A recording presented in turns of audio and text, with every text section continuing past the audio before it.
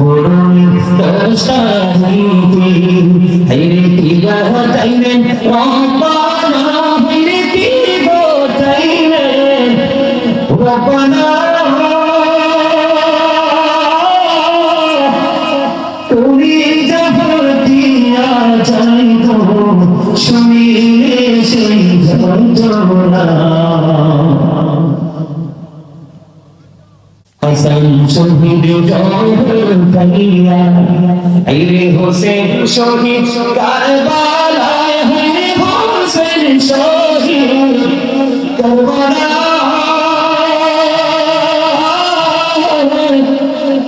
জয়নালাদিন রইল বন্দি জিদের জেলখানা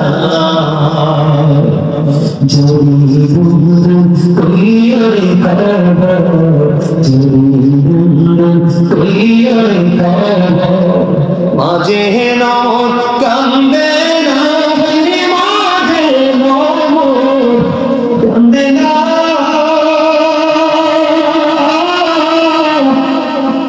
মনে দুঃখ মনে মার তো দেখা পাইলাম না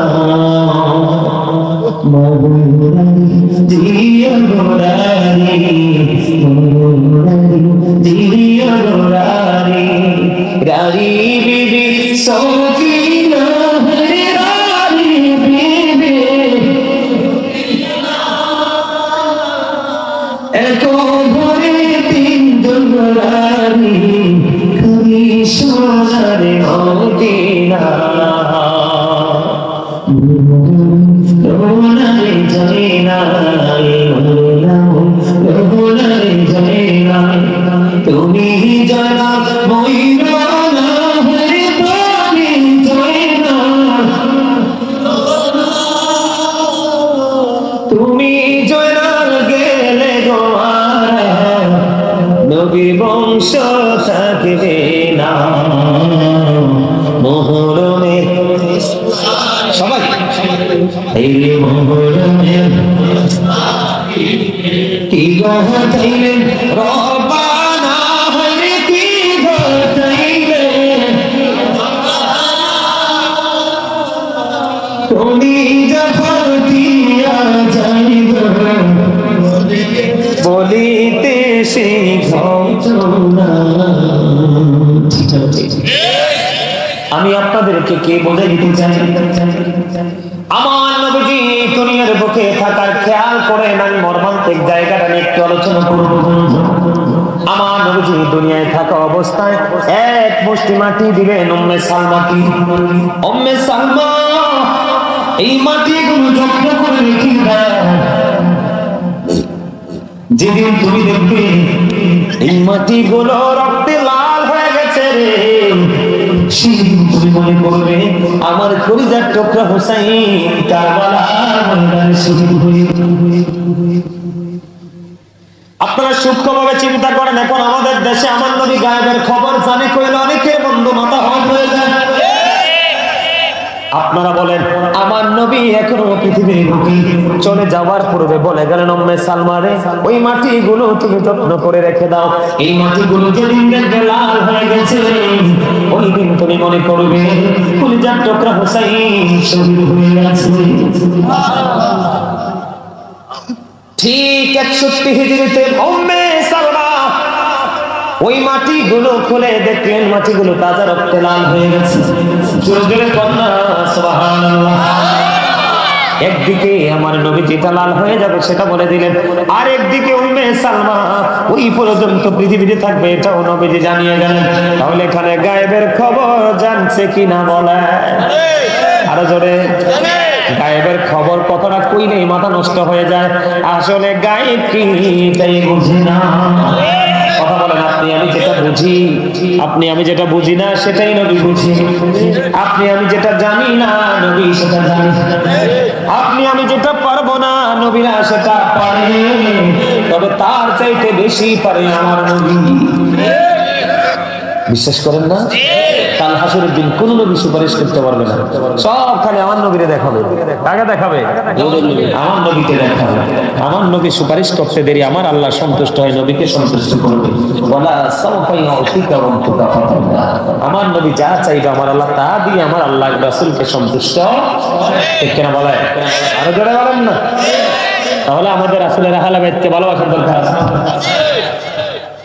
61 হিজরি যখন হলো, আপনারা আমার দিকে তাকান, আহলে বাইতের শাহাদাতের পালা একটা একটা করে শেষ হয়ে গেল। তার আগে যিনি ইয়াজিদ বাহিনীর পক্ষ থেকে বন্ধু ইমাম হুসাইন এবং সঙ্গীদেরকে কারবালার ময়দান পর্যন্ত এগিয়ে নিয়ে আসলো, তার নাম হলো, তার নাম কি? তিনি বুঝতে পারলেন ইমাম হুসাইনকে কাছে আনার পরে কুফার মধ্যে নিয়ে যাওয়ার পরে তিনি বুঝতে পেরেছেন তিনি অন্যায় করেছেন, তিনি জুলুম করেছেন, নিজের উপর নিজে অত্যাচার করেছেন। ওর সেটা বুঝতে পেরে এবার ইমাম হুসাইনকে ডাক দিয়ে বললেন, আমি তো আপনাদেরকে পাহারা দিয়ে কারবালা পর্যন্ত নিয়ে এসেছি, আপনি বলে দেন, আপনি বলে দেন এখন যদি আমি তওবা করি আমার আল্লাহ তওবা কবুল করবে কিনা? আপনারা বুঝেন নাই? আমি আপনাকে কুফাতে নিয়ে এসেছি, চারপাশে দুশমনের আপনাকে শহীদ করার জন্য লেগেছে। এটা আমি অন্যায় করেছি কারণ আপনি জান্নাতের সরদার, জান্নাতে জগতের সরদার, রাসূলের কলিজার টুকরা মা খাতুনে জান্নাত ফাতেমা নূরানী সন্তান ঠিক না হলে আমি আপনাকে কি করব? আমি আপনাকে এখানে নিয়ে এসেছি, আপনি বলে দেন আমি যদি এই মুহূর্তে তওবা করি আমার আল্লাহ তওবা কবুল করবে কিনা? এবার হুরকে ডেকে ডেকে বললেন, আমি ইমাম হুসাইন একটা ডাক দিয়ে বললেন, তুমি যদি সত্যি যদি হৃদয় থেকে তওবা করো আমার আল্লাহ তোমার তওবা কবুল করবে। সুবহানাল্লাহ, আর জোরে সুবহানাল্লাহ, তোমার তওবা আমার আল্লাহ কবুল করবে। কথা শুনে তিনি খুশি হয়ে গেলেন। ও বন্ধু, তিনি তওবা করলেন, আল্লাহর কাছে ক্ষমা চাইলেন। এবার ইমাম হুসাইন বললেন, তুমি নেমে আসো। এবার ওই হুর একটা ডাক দিয়ে বললেন, না আমি গোড়া থেকে নামবো না। কেন নামবো না? আমি আপনাকে কুফা পর্যন্ত দুশমনদের মুখে নিয়ে এসেছি, আমি আপনার জন্য সীসা ডালা দেয়াল হয়ে লড়াই করব, তার মানে আপনি আপনার পক্ষে যুদ্ধ করবো। সুবহানাল্লাহ বলেন না? নসিব কত খুশ নসিব যে বন্ধু জীবনের শেষ সময় তওবা করে আহলে বাইতের দলের অন্তর্ভুক্ত হয়ে নবীর পরিবারকে ভালোবেসে আল্লাহ জিন্নাতের বান্দা হতে পারে। জোরে জোরে বলুন সুবহানাল্লাহ। তিনি বলে দিলেন, আমি আপনার সামনে আমার এই দেহ পড়বে না, দেহ নামবে না, আপনার কদমে আমার লাশ, আমার শরীর লাশ আপনার কদমে পড়বে। আপনার কাফেলার সদস্য হয়ে গেলাম, আমি যদি শহীদ হই তবে আপনার কাফেলা থেকে সবার আগে আমি শাহাদাত বরণ করব। বন্ধু, একটা একটা করে অনেক কিছু হলো। ফুরাত নদীর পানি বন্ধ করে দিল, একটা একটা করে বন্ধু অনেক প্রতিকূলতা সৃষ্টি হলো। সর্বশেষে 61 হিজরিতে মুহররমের 10 তারিখে কারবালার ময়দানে একক যুদ্ধ শুরু হয়ে গেল। কি হয়ে গেল? একক যুদ্ধ শুরু হয়ে গেল। একক যুদ্ধ যখন শুরু হয়ে গেল, বন্ধুরে আমার আলী আকবর গেলেন বাবার কাছ থেকে অনুমতি নিয়ে। আলী আকবর যখন চলে গেল, আলী আকবর চলে যাওয়ার পরে বন্ধু দুশমনেরা আলী আকবরের উপর আক্রমণ করলো। আলী আকবর ওই দুশমনদের উপর বন্ধু আক্রমণ চালাতে চালাতে, আপনারা বলে গেলে চলবে না, একটা কথা বলে গেলে চলবে না, আজকে আমরা একটু বিরিয়ানি দিলে, একটা চা দিলে, একটা সিগারেট দিলে বন্ধু সত্যকে মিথ্যা বলি, মিথ্যাকে সত্য বলি, আমরা সাক্ষী দিয়ে ভালো মানুষকে পাঠায় দেই, ঠিক কেন বলে? আজকে আসার সময় একটা খবর দেখলাম, খবরটা কি জানেন? অনেক ভালো লাগলো ছেলেটার বক্তব্য শুনে। তার নাম কি কাফির নাকি জানি, তার বাড়ি নাকি কে আগুন দিয়ে পুড়িয়ে দিয়েছে। সাংবাদিকরা গিয়ে তাকে প্রশ্ন করলো, আপনি কি বলতে পারবেন আপনার বাড়িটা কে পুড়াই দিয়েছে? তিনি বললেন, আমি জানি আমার অনেক শত্রু আছে, কিন্তু আমি বলতে পারবো না কে আমার ঘরে আগুন দিয়েছে। আমি তো কাউকে দেখিনি। এখন আমি যাকে বলবো সে যদি এই কাজের সাথে যুক্ত না হয় তাহলে সে মারা মানুষ, সে তো বিপদে পড়ে যাবে। আমি না বুঝে কাউকে বিপদে ফেলতে পারি না। খবরটা মজা লাগছে তো? ঠিক তেমনি ভাবে বন্ধু আপনারা দেখেন 3 দিন পর্যন্ত পানির তৃষ্ণা, তাদের পানি নাই, পুরো নদীর পানি বন্ধ করে দিয়েছে। এরপরেও বন্ধ সত্যের পক্ষ থেকে লড়াই করনি। একটা বার যদি আজিদের হাতে যদি হাত রাখতো গোটা পৃথিবী তাদের হয়ে যেত। কিন্তু তারা জানে পৃথিবী চিরস্থায়ী নয়, এই পৃথিবী একদিন ছেড়ে চলে যেতে হবে। এইবার কি করলেন না বন্ধু? আর কোন ধরনের কোনো আপোষ করলেন না। যুদ্ধ করতে করতে করতে করতে পানির তো তৃষ্ণা শুইতে পারে না। সর্বশেষে দৌড়ে চলে আসলেন ইমাম হুসাইনের কাছে। এসে ডেকে ডেকে বললেন, বাবা বাবা গো, একটুখানি পানি দাও, একটুখানি পানি দাও। আমি যদি একটুখানি পানি পাইতে পারি তাহলে আমার নানার দুশমন, ইসলামের দুশমনদের উপর হায়দারি আক্রমণ চালাবো। বন্ধু আল্লাহর কসম করে বলছি, আপনার আমার প্রাণের নবী তিনি বলে দিয়েছে, আপনার আমার প্রাণের নবী তিনি বলে দিয়েছে, বলেন ইয়া রাসূলুল্লাহ, ইয়া হাবিবাল্লাহ, ইয়া রাসূলুল্লাহ, ইয়া হাবিবাল্লাহ, শক্তি নাই।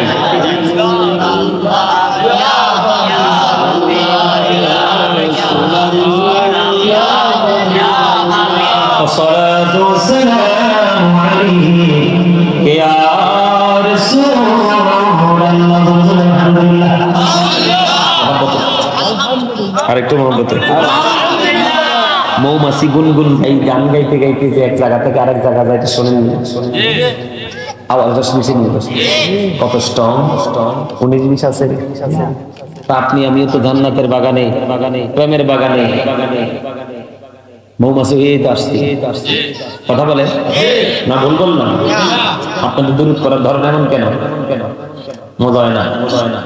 এইভাবে আমল করে সফলতা বলতে না, হৃদয় উজাড় করে করতে হবে। যেটা এখন কি করে হৃদয় উজাড় করে। এমন বন্ধু ইমাম হুসাইন একটা ডাক দিয়ে বললেন, বাবা আমার যখন যখন পানির তৃষ্ণা লাগতো, আমার নানা, তার মানে আপনার আমার প্রাণের নবী, আমার নানা জিহ্বা মুবারক বের করে দিত। আমি আমার নানার জিহ্বা মুবারক চষে তৃষ্ণা পেয়েছি। বাবা আমি তোমাকে, তুমি যেমন তৃষ্ণার্ত আমিও তো তেমনি পানি নাই, আমিও তো তেমনি পানি পাই না। বাবা গো, আমি আমার শুষ্ক জিহ্বাটা বের করে দিলাম, তুমি একটু চষে নাও। বন্ধু কেমন করে সহ্য করবে মুমিন? ইসলাম তো এমনি এমনি আপনার আমার কাছে আসেনি। আজকে আপনি আমি সেই ইসলাম নিয়ে কত তামাশা করছি। এবার বন্ধু ইমাম হুসাইন রাদিয়াল্লাহু তাআলা আনহু আলী আকবরের দিকে বন্ধু জিহ্বাটা বের করে দিল। আলী আকবর জিহ্বা চষলো, কিন্তু জিহ্বাতে তো কিছু নাই। বাবার যেমন অবস্থা ছিল তেমন অবস্থা।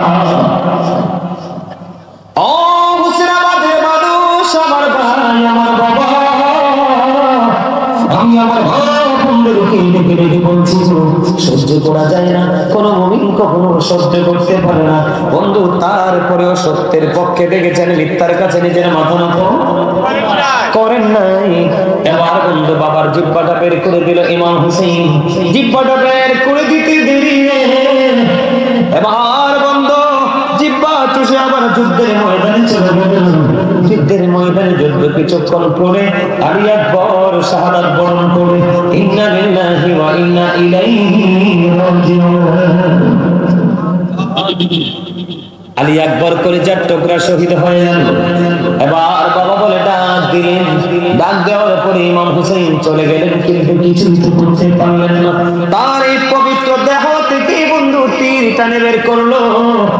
ওই বন্ধু কুফার মরুভূমিতে রক্তের বন্যা হয়ে গেল। ও বন্ধু নিজের চোখের সামনে নিজের কলিজার টুকরা শাহাদাত বরণ করলো। কাঁধে করে ওই নিজের কলিজার টুকরা সন্তানের লাশ ওই তাঁবুর দিকে নিয়ে আসলো। আল্লাহু আকবার, আল্লাহু আকবার। এবার আলী আকবর শাহাদাত বরণ করলো। ওনার ওই দেহটা বন্ধু কোথায় রাখলেন? তাঁবুর কাছে রাখলেন। রাখার পরে এবার হযরতে হাসান রাদিয়াল্লাহু তাআলা আনহুর কলিজার টুকরা হযরতে কাসিম রাদিয়াল্লাহু তাআলা আনহু দৌড়ে চলে আসলেন।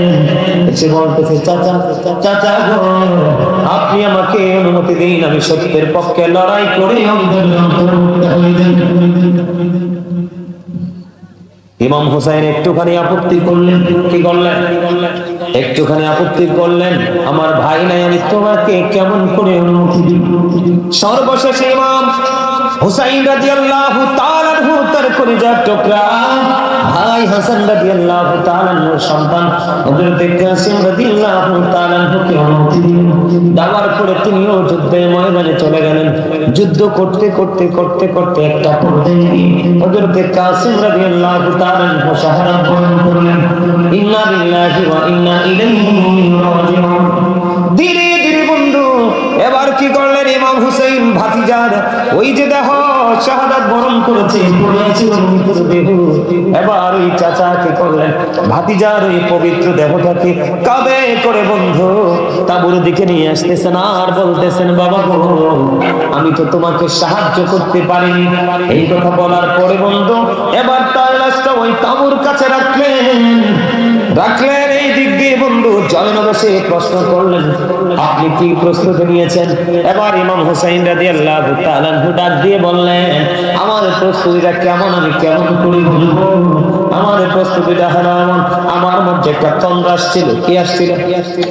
কথা বলে না, ঘুম ঘুম ভাব, মানে একবারে ফাইনাল ঘুমের আগে একটা ভাব আসে কিনা? আমার মধ্যে তন্দ্রা এসেছে। আমি তন্দ্রা আসার পরে আমি স্বপ্নে দেখলাম আমার নানা আমাকে ডেকে ডেকে বলছি, ও নানা, তুমি কিছু সময়ের মধ্যেই আমার কাছে আসছো। তার মানে ইমাম হুসাইন রাদিয়াল্লাহু তাআলা আনহু ইয়াজিদ বাহিনী শহীদ করে দিবে। কি করে দিবে? শহীদ করে দিবে। শহীদের সময় বন্ধু ঘনিয়ে এসেছে। এবার আমি আপনাদেরকে বলি, সব শেষ হয়ে গেল। আলিয়াসগড় ওই দিক দিয়ে ছোট্ট আলিয়াসগড় কেউ শাহাদাত বরণ করলো, তীর মেরে দিল, তিনিও শহীদ হয়ে গেলেন। ধীরে ধীরে ধীরে ধীরে এবার ইমাম হুসাইনের পালা। কিন্তু ইমাম হুসাইনের কাছে কেউ আসতে সাহস পায় না। কেউ নাকি এসে বন্ধু তীরের আঘাত করবে, কোন ভাবে আক্রমণ করবে, তারা সাহস পায় না। সর্বশেষে যৌথভাবে ইমাম হুসাইন রাদিয়াল্লাহু তাআলা আনহুকে বন্ধু আক্রমণ করলেন। আক্রমণ করার পরে এক পর্যায়ে তিনি কি করলেন? পড়ে গেলেন। পড়ে যাওয়ার পরে উনি প্রশ্ন করলেন, খেয়াল করবেন আমি কি বুঝাইতে চাইতেছি। একদিকে বন্ধু ইয়াজিদ বাহিনী কি এগেনিস্ট পার্টি কত হাজার, মুখস্থ করে রাখেন, কত হাজার। সংখ্যায় বেশি দেখলে হক মনে করেন না। কেউ ভাই সংখ্যায় বেশি দেখলে হক মনে করে। সংখ্যায় বেশি কখনোই হক হওয়ার জন্য দলিল নয়। কথা কয় না কেন? কারণ আপনি যদি সংখ্যায় বেশি হলে হক মনে করেন, তাহলে আপনারা খেয়াল করেন বেঈমান কাফের মুশরিক ছাড়া শুধু মুসলমানের ৭৩টা দল হবে না। আমার কথা কয় না? কার? মুসলমানের ৭৩টা দল হবে, ৭২টা দল যাবে জাহান্নামে, আর একটা দল মাত্র যাবে জান্নাতে। তাহলে ৭২ দল হইলে অনেক বেশি বন্ধু, ১৯৯৯ জনই জাহান্নামের, একটা লোক মাত্র জান্নাতি। এই জন্য বলছি বন্ধু, বেশি হলে হক নয়। বোঝানোর জন্য ইমাম হুসাইন পড়ে গেল। তিনি যদিও পড়ে যায়, ওনার হোশ পরিপূর্ণ আছে। উনি ডাক দিয়ে বললেন, এখন কি নামাজের সময়? নামাজের সময় কয়, আমাকে একটু সুযোগ দাও, আমি নামাজ পড়ব। কিন্তু যিনি একটু পরেও কি হয়ে যাবে, শাহাদাত বরণ করবে, তারপরেও সেজদা ছাড়ে নাই। আর আপনার আমার দুনিয়ায় কোনো কাজ নাই, খাইয়ার গুড়ি হাইয়া আলাস সালাহ শোনার পরে মসজিদে যাই না। আর যারা যায় তাদেরকে নিয়ে আর কি করি? কথা বলেন না কেন? ভুল বলেছি? আমি কি ভুল বলেছি? ইমাম হুসাইন রাদিয়াল্লাহু তাআলা আনহু তিনি বললেন, তোমরা আমাকে একটুখানি সময় দাও, আমি একটু নামাজ পড়ি। তিনি কি করলেন? জোহরের নামাজ পড়ে নিলেন। ওই কারবালার ময়দানে শত্রুর মেলায় পড়ে জোহরের নামাজ শেষ হয়ে গেল। এবার বন্ধু সীমাত চলে আসলো। ইমাম হুসাইনকে শাহাদাত শহীদ করার জন্য এবার যখন সীমার আসলো, সীমারকে ইমাম হুসাইন একটা ডাক দিয়ে বলল, সীমা, তুমি তোমার বুকের জামাটা একটু খোলো, আমি তোমাকে একটুখানি দেখবো। বুঝে নেন, সিমটম জানান। কি করো, তুমি তোমার বুকের জামাটা একটুখানি খুলো, আমি তোমাকে একটুখানি দেখবো। এই কথা বলার পরে সীমার কি করলেন, বুকের জামাটা খুললেন। খোলার পরে আবার চাইয়া দেখলেন তার বুকের মধ্যে সাদা সাদা শ্বেত চিহ্ন দেখা যায়। নাউজুবিল্লাহ। কি দেখা যায়? শ্বেত চিহ্ন বুঝেননি? আমাদের মধ্যে অনেক মানুষ আছে না, শরীরের বিভিন্ন জায়গা সাদা হয়ে যায়, ঠোঁট সাদা হয়ে যায়, পা সাদা হয়ে যায়, বিভিন্ন এই রোগটাকে হাদিসের ভাষায় কুষ্ঠ রোগ বলা হয়, আবার দহন রোগ বলা হয়, আবার আমরা বাংলাদেশের মানুষ এটাকে শ্বেত রোগ বলি। শ্বেত চিহ্ন যখন দেখতে পাইল, এবার বন্ধ ইমাম হোসেন একটা ডাক দিয়ে বলে, রে সীমা, তুই তো সেই 32 পত্রে সীমা, তুই তো সেই 32। আমার নানা পৃথিবী ছেড়ে চলে যাওয়ার আগে তিনি বলে গেছে, সাদা দাগের কিছু কুকুর আমার বাগান হরণ করে নিয়ে যাবে, তার মানে ইমাম হুসাইনকে শহীদ করে দেবে। জুড়ে জুড়ে বন্ধুরি আমার, এবার কি করলেন, ইমাম হুসাইনের পবিত্র দেহে থেকে মাথা মোবারক আলাদা করে ফেললেন। ইন্না লিল্লাহি ওয়া ইন্না ইলাইহি রাজিউন। এবার বলেন না নাউযুবিল্লাহ। আপনার শুধুমাত্র ইমাম হুসাইন রাদিয়াল্লাহু তাআলা আনহু মাথা যখন আলাদা করে দিল, মাথাটা আলাদা করে দেওয়ার পরে বন্ধু ইয়াজিদ বাহিনী ক্ষান্ত হয়নি। শুধুমাত্র ইয়াজিদের কাছ থেকে দুনিয়া লোভী হয়ে পুরস্কারের আশা। কিসের আশায়? আরো যারা বলেন না কিসের আশায়? পুরস্কারের আশায় মানুষ এমন জঘন্য কাজ করেনি। একদিকে জান্নাত আর একদিকে জাহান্নাম। নবীর কলিজার টুকরা হলে নাই তো কি জান্নাত, ও বন্ধু আর ইয়াজিদ বাহিনী হলো জাহান্নাম। কথা কি বুঝতে পারছেন আমার? যেমনি আপনারা ভালো লাগেনি ওয়াজটা, আমি ওয়াজটাকে একটু চতুর্দিক থেকে মন জায়গায় তুলে ধরে বন্ধু আলোচনাটা গোছাবো। অনেক একটু ধৈর্য ধরেন, কারণ ওয়াজটা তো প্রতিদিন হবে না, বছর একদিন হবে। অনেক জায়গায় মাহফিল অনেক বছর করার পরে বন্ধ হয়ে গেছে। তবে এখন বাংলাদেশের যে কোনো জায়গায় যাই, জান্নাতের বাগানগুলোর ক্ষেত্রে বন্ধু যুবকরা বেশি ভূমিকা রাখে। যেখানে যাই যুবকদের আগ্রহ বেশি, তাদের পরিশ্রম বেশি। এখানে আলহামদুলিল্লাহ, এখানে নাকি আপনাদের যুবকদের অনেক আগ্রহ। রফিক ভাই আমাকে বলছে যে যুবকদের জন্য বেশি করে দোয়া করবে, কারণ আমাদের এখানকার যুবকরা অনেক বেশি আগ্রহী। ওয়াজটা শোনার দরকার আছে, কথা বলেন না কেন? বলছেন না? আবার কি করলেন, দেহ থেকে বন্ধ মাথাটা আলাদা করে দিল। ওই কুফার মরুভূমিতে বন্ধ ইয়াজিদ বাহিনী, ইয়াজিদের কাছ থেকে পুরস্কারের আশায় ওই জান্নাতি যুবকের সর্দার, জান্নাতি যুবকদের লিডার ইমাম হুসাইন, ওনার এই পবিত্র মাথাটাকে ওই ধুলাবালির মধ্যে পদদলিত করেছে। নাউজুবিল্লাহ বলেন, আর বলেন না নাউজুবিল্লাহ। হাদিস শরীফ দ্বারা প্রমাণিত, ইমাম হোসেন যখন শাহাদাত বরণ করেছে বন্ধু, জিনেরা পর্যন্ত ক্রন্দন করেছে। সূর্য গ্রহণ হয়েছে, অন্ধকার হয়ে গেছিল সেদিন। সেই সময়টা মনে হয়েছিল যেন তখনই কিয়ামত কায়েম হয়ে যাবে। ও বন্ধু, ইমাম হুসাইনের শাহাদাতে আসমান কেঁদেছে, জমিন কেঁদেছে।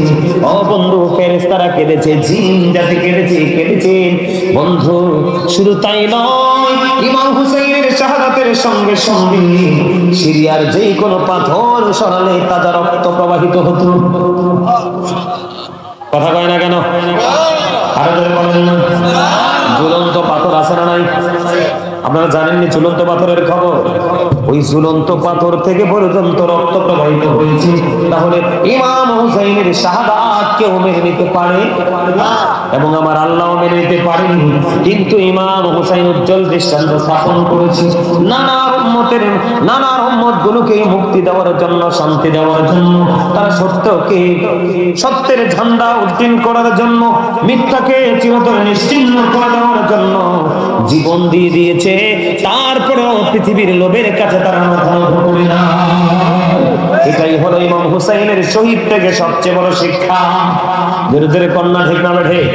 আরো ধরে বলেন ঠিক না? বন্ধুরে আমার, আপনারা আমার দিকে তাকান। ইয়াজিদ বাহিনী আবার কি করলেন? ইয়াজিদ বাহিনী ইমাম হুসাইনের মাথা নিয়ে বন্ধু রওনা হলেন ইয়াজিদের বাড়ির দিকে। কোন দিকে? ইয়াজিদের বাড়ির দিকে যখন রওনা হলো, যাইতে যাইতে বন্ধু সন্ধ্যা হয়ে গেল। রাস্তার মধ্যখানে তারা তাবু গাড়লো, রাস্তার মধ্যখানে তারা তাবু গেড়ে ইমাম হুসাইনের মাথাটা নিয়ে আশ্রয় নিল। পাশে ছিল এক খ্রিস্টান পাদ্রীর বাসা, এক খ্রিস্টান পাদ্রী বসবাস করত।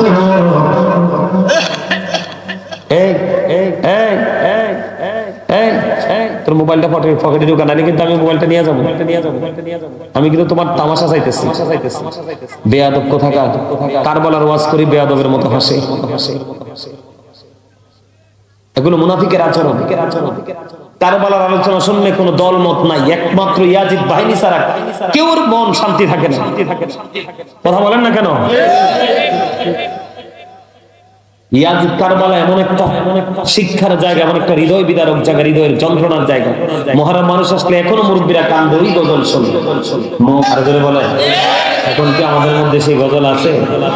এগুলো সব আস্তে আস্তে করে উঠে যাচ্ছে, ঠিক কিনা বলেন? এগুলো আস্তে আস্তে করে সব কি হচ্ছে? আপনারা নিয়ে সামনে থেকে আওয়াজ শুনেন না। আমি এখন থেকে 40 মিনিট আগে একটা ফোন রিসিভ করেছিলাম, এখনো 40 মিনিট হচ্ছে তিনি আমার আলোচনা শুনতেছেন, বলতে পারতাম না। এখন মোবাইল ধরে দেখি তিনি লাইনে আছেন। কোন জায়গার কি অবস্থা, কেন ফোন করছে জানি না। ফোনটা যখন দিল ভাবছি রিসিভ করে দেই, উনি ফোনটা রিসিভ করলে তো অবশ্যই ওয়াজ করে দেখলে কেটে দিবে, কিন্তু উনি কাটে নাই। এখন মোবাইল ধরে দেখি 40 মিনিট, প্রায় 41 মিনিটের কাছাকাছি। সুবহানাল্লাহ বলবেন না? এটার নাম হলো প্রেম। কি? এটার নাম হলো প্রেম, এটার নাম হলো ভালোবাসা, এটার নাম হলো তাকওয়া, এটার নাম হলো বন্ধুত্ব, আর এটার নামই সর্বশেষ বলে সফলতা। কি বন্ধুরে আমার, ওই ইয়াজিদ বাহিনী কত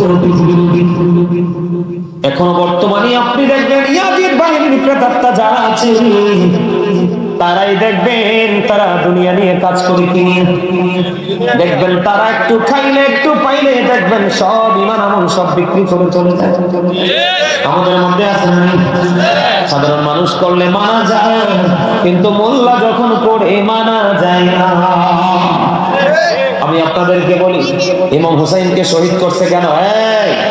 ইমাম হুসাইনকে শহীদ করছে কেন? ইমাম হুসাইন সত্যের প্রতীক ছিল। ইমাম হুসাইনকে যদি শহীদ করে দিতে পারে, ইয়াজিদ মনে করেছিলেন অনেক লম্বা সময় আমি পৃথিবীতে সময় পাবো। জোরে জোরে বলুন নাউজুবিল্লাহ। এবার কি করলেন? ও ইয়াজিদ বাহিনী তিনি রাস্তার মধ্যখানে তাবুদের অবস্থান করেন, কারণ সন্ধ্যা হয়ে গেছে আর সামনের দিকে আগানো যাবে না। পাশেই ছিল বন্ধু এক খ্রিস্টান পাদ্রী। ওই খ্রিস্টান পাদ্রী জানতে পারলেন ওই রাসূলের কলিজার টুকরা ইমাম হুসাইন জান্নাতের সাদাটা কাইটা নিয়ে যাচ্ছে পুরস্কারের আশায় ইয়াজিদের বাড়ির দিকে। জোরে জোরে বলুন নাউজুবিল্লাহ। ওই খ্রিস্টান পাদ্রী সহ্য করতে পারলো না, তার মনের ঘরে বন্ধু যন্ত্রণা ধাও ধাও করে যন্ত্রণাটাকে তারা করছে।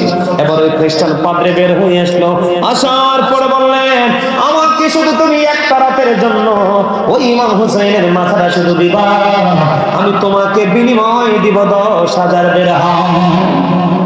কত হাজার দিরহাম? 10,000 দিরহাম আমি তোমাকে দিব।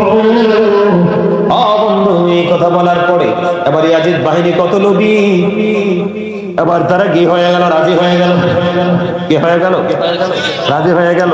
10,000 দিরহাম যখন 10,000 দিরহাম দেওয়ার পরে এবার ইমাম হুসাইনের মাথাটা, পবিত্র মাথাটা ওই খ্রিস্টান পাদ্রীর কাছে দেওয়া হলো।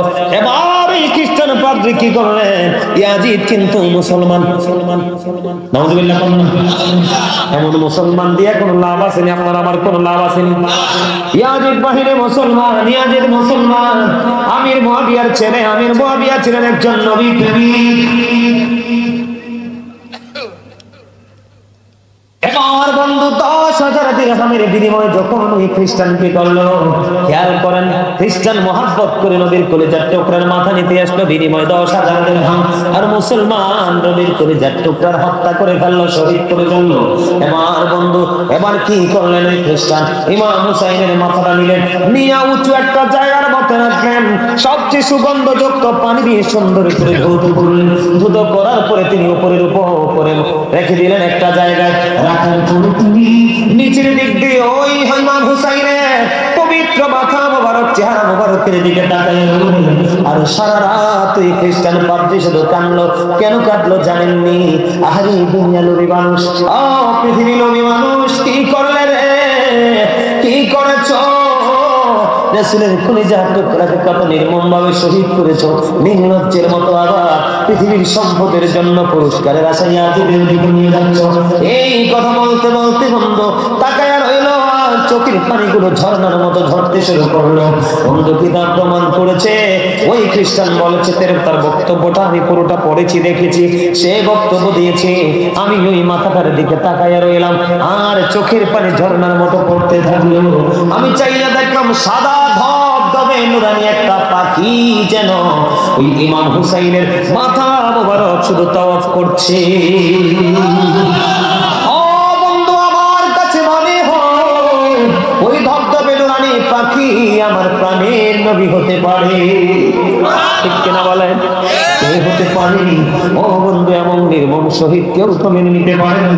ও বন্ধু, আপনারা জানেন না, জিনেরা পর্যন্ত কেঁদেছে, সূর্য গ্রহণ হয়েছে, অন্ধকার হয়ে গেছে, মনে হয় যেন কেমন এমন ভয়ঙ্কর সিচুয়েশন ছিল। ওই সিরিয়ার যে কোনো পাথর সরালে রক্ত প্রবাহিত হতো। ইমাম হুসাইনের শাহাদাতে বন্ধু সব কিছু উৎপাদন হয়ে গেছে। জোরে জোরে কন্যা একবার আল্লাহু আকবার, আর জোরে বলেন আল্লাহু আকবার। ইমাম হুসাইনকে কে করে দিল? শহীদ করে দিল। ইয়াজিদ তো মহা খুশি। এই নাউজুবিল্লাহ বলবেন না কেন? আর জোরে বলেন। ইয়াজিদ কিন্তু মহা খুশি, এত বেশি খুশি রে, যেই খুশির কথা বন্ধু শেষ করতে পারবো না, যেই খুশির কথা বলে বন্ধু শেষ করতে পারবো না, এত বেশি খুশি হলেন ইয়াজিদ। তিনি মনে করেছিলেন কি? তিনি মনে করেছিলেন ইমাম হুসাইন তো পথের কাটা কি হয়ে গেছে, শেষ হয়ে গেছে, আমি রাজত্ব করব, যুগ যুগ পৃথিবীতে বেঁচে থাকবো। আপনাদেরকে মেসেজটা দিয়ে যাই, ইমাম হুসাইনের শাহাদাতের পরে ইয়াজিদ মাত্র পৃথিবীর বুকে 2 বছর 8 মাস, মতান্তরে 3 বছর 8 মাস বেঁচেছিল। এটাকে একটা বয়স হইল নি? কথা বলেন না, এটাকে একটা হায়াত হইল না? মাত্র ছিল বন্ধু শারজুন বিন মানসুর,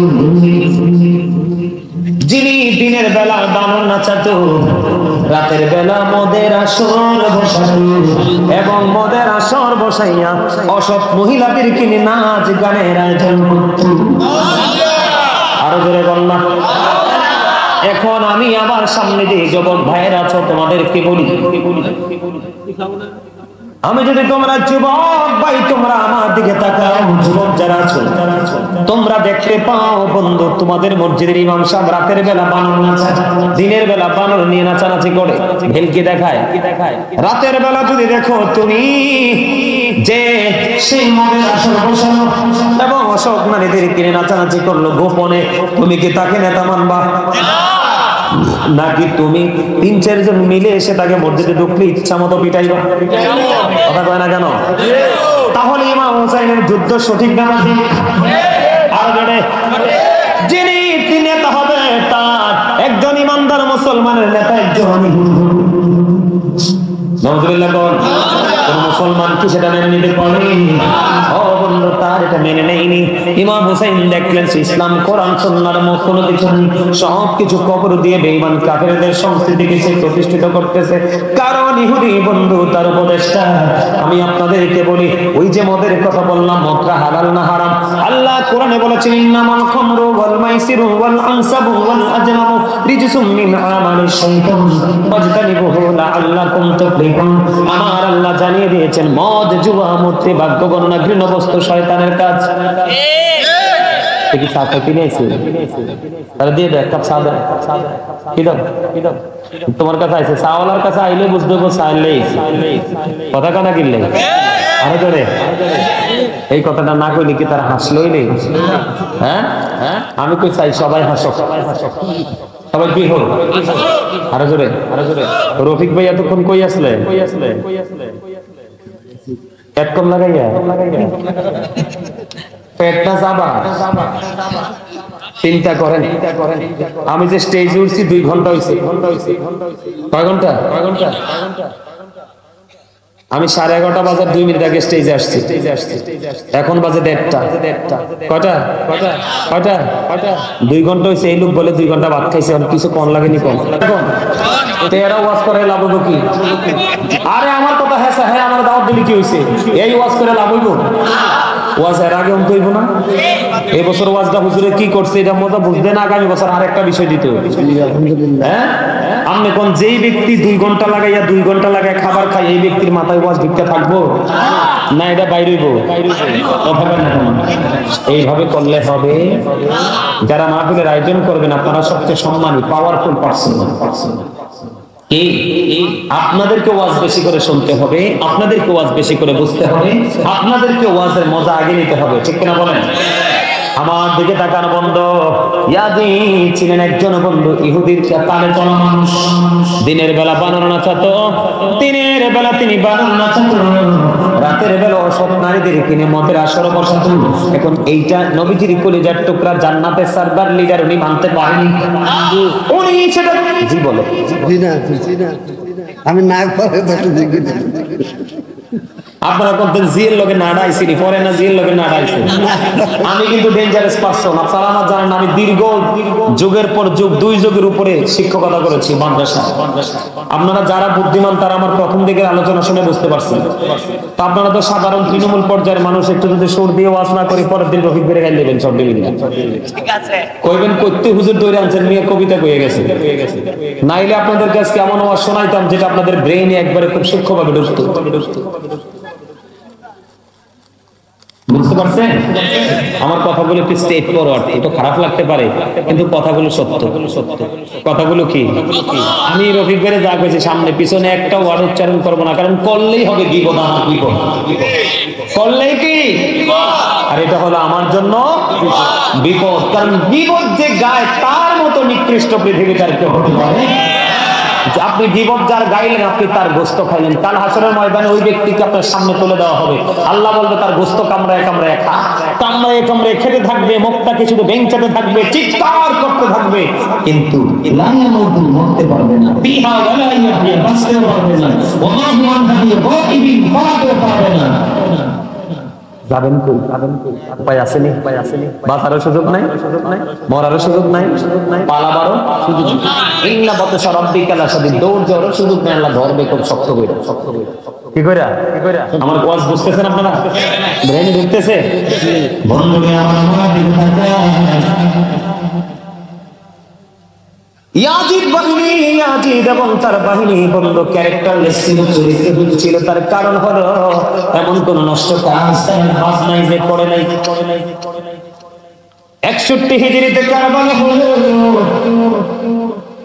63 হিজরিতে বন্ধ মদিনায় হারার ঘটনা।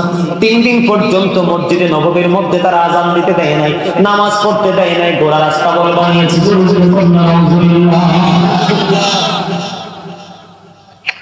61 হিজরিতে রাসূলের আলে বাইতকে শহীদ করে দিয়ে 63 হিজরিতে তারা আরো প্রবল গুন্ডামি শুরু করে দিয়েছে। ওই গুন্ডামিটা হলো কেমন জানেননি? ওই ইয়াজিদ বাহিনীর তাণ্ডবে মদিনায় বন্ধু 1000-এরও বেশি মহিলা অবৈধ সন্তান প্রসব করেছে। এত আস্তে কারবালা হয়েছে 61 হিজরিতে, ঘটনা ঘটেছে 63 হিজরিতে বন্ধু। 3 দিন পর্যন্ত বন্ধু জিলহজের চাঁদের 3 দিন পর্যন্ত মদ খাওয়া, জুয়া খেলা, ধর্ষণ, খুন খারাপি সব ইয়াজিদ বাহিনী বৈধ বলে ঘোষণা দিয়েছে। তাদের এই বৈধতার ঘোষণা দেওয়ার পরে যেই মসজিদে নববীতে নামাজ পড়লে কি করলে? যেই মসজিদে নববীতে নামাজ পড়লে বন্ধু মদিনার হেরেমে নামাজ পড়লে 50,000 রাকাতের সওয়াব পাওয়া যাবে।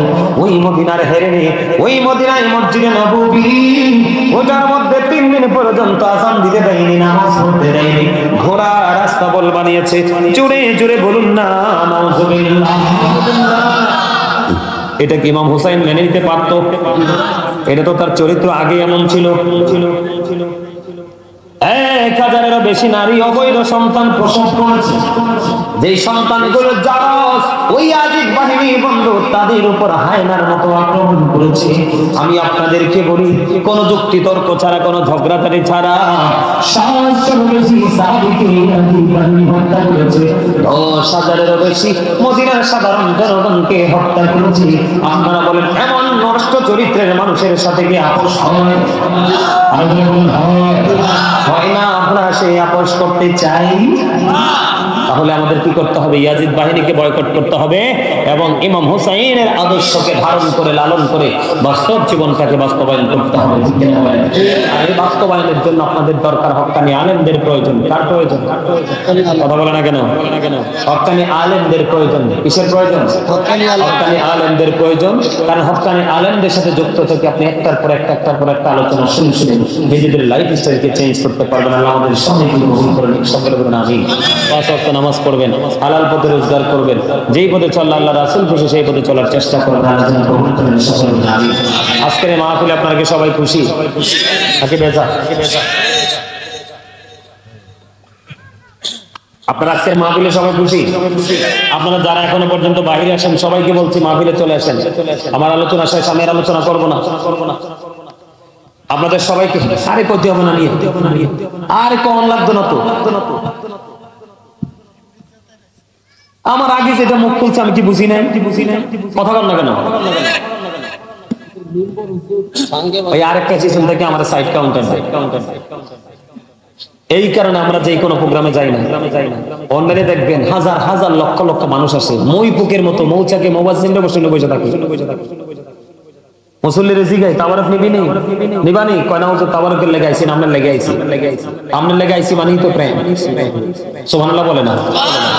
আমি মনে করছিলাম রফিক ভাই থেকে বউ কান্দি দিই সালা কনের আগে সুবহানাল্লাহ কইয়ে ফেলছে। আলহামদুলিল্লাহ বলেন আরে দে আর একটু মহব্বতে বলেন আলহামদুলিল্লাহ। আলহামদুলিল্লাহ মানি নতুন অল প্রেজ ইজ টু আল্লাহ। সমস্ত প্রশংসা আল্লাহর জন্য। লাভ ফর আল্লাহ, ভালোবাসা আল্লাহর জন্য। হেড ফর আল্লাহ, ঘৃণাও আল্লাহ। আমরা এখানে যা করবো আল্লাহর জন্য। সিস্টেমটা একটু বেশি আল্লাহ যাদেরকে দাওয়াত দিয়েছেন তাদের কথা শুনে প্রেম লাগাবো রাসূলের সাথে, আর রাসূলের সাথে প্রেম লাগলে অটো আল্লাহর সাথে প্রেম হয়েছে। ওয়াজ করেছে কে? আল্লাহ। কোরআনে প্রমাণ। মসজিদের মিম্বরের জন্য আপনাদেরকে একটু নগদ সাহায্য করতে হবে। রাজি আছেন? ওমা ওমা ওমা শব্দ স্টার্ট কি খেয়ে গেল? দিবেন না? আমি কি কইছি আপনি আপনাকে বাড়ি থেকে বিক্রি করে এনে দেন, গয়নাগাটি বিক্রি করে দেন, জায়গা জমি বিক্রি করে দেন? এটা কি বলছি? আমি বলছি নগদ দিতে হবে। তো নগদ 1 টাকাও হতে পারে, 1000ও হতে পারে। হয় পারে না? কথা পারে না। আমরা কই যাইতেন কারে 2 ঘন্টা তো ওয়াজ করছি, তো এই ওয়াজ শুনে লাভ হলো কি?